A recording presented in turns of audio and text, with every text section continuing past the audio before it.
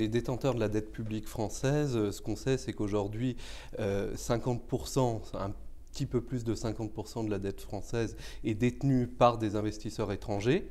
On remarque d'ailleurs que c'est beaucoup plus que certains pays. C'est seulement 28% pour les États-Unis, seulement 13% pour le Japon.